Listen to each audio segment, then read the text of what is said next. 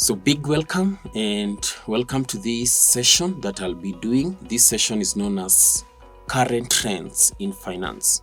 So what is current trends in finance? Current trends in finance means that in our ever-changing world, we have to be very aware about the changes that are being experienced, either in terms of news, in terms of doing things differently. So in short, as people who want to survive and thrive in this world, we have to be on top of information every single point. It means that there is no end to learning. We started learning when we were born.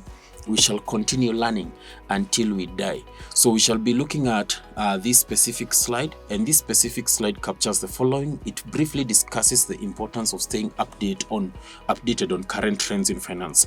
Current trends in finance is like, maybe you just used to take your loans from a certain app.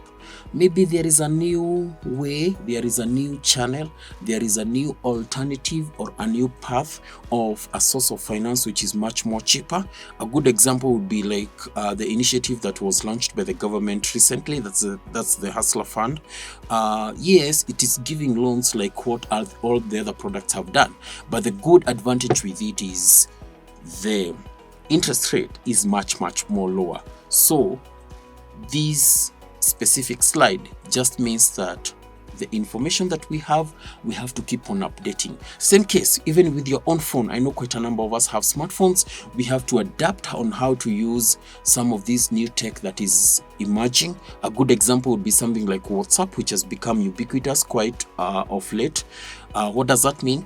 Maybe long time ago we used to make phone calls, but right now let's use and take and harness the power of emerging tech, particularly in order to reach our audience at a much more cheaper cost, as well as even make huge savings, and you don't have to pay so much airtime for you to market your products.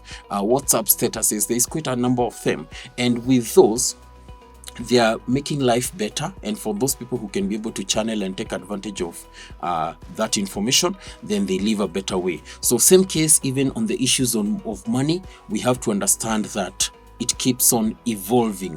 Whatever was valid yesterday might not be valid today. And that brings me to the second point about digital finance and what we call fintech. Fintech is the intersection between finance and technology. Right now, M-Pesa has become almost the mainstay of quite a number of businesses. We transact through our phones. So in that case, you can see that is money movement through the platform enabled by tech. And from that bullet, you can see from the slides that I do have there, we are exploring the impact of financial technology on traditional banking.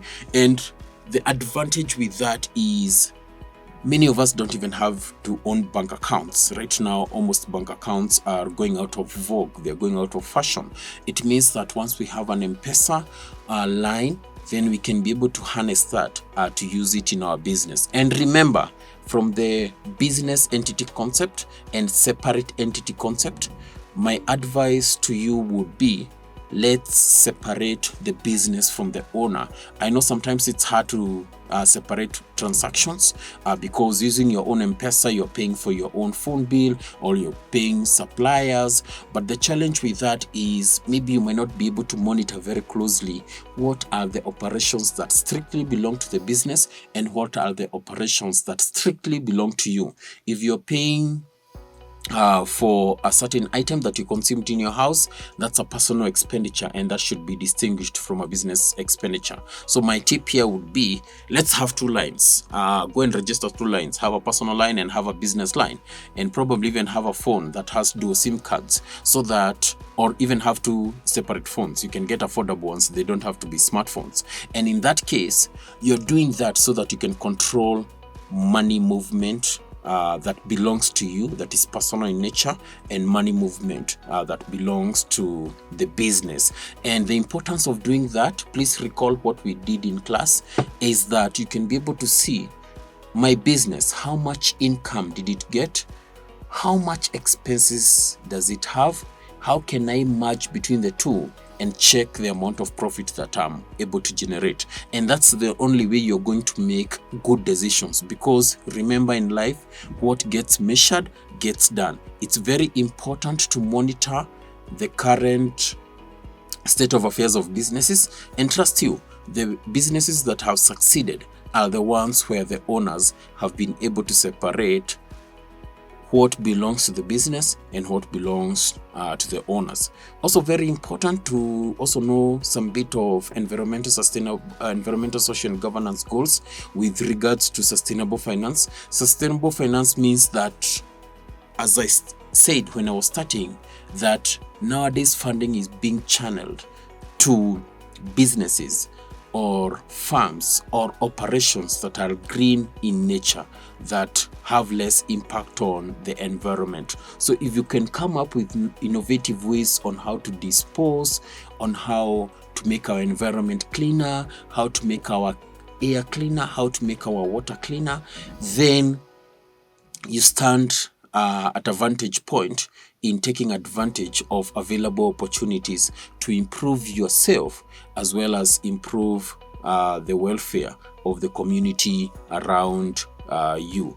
Because as it has been said before, that having a challenge is not inability, and you can be able to be a different position in terms of being and doing things differently and inspiring others who are even much more capable or even have more resources than we do. That's the last session, and thank you for listening. For any questions, feel free to get in touch.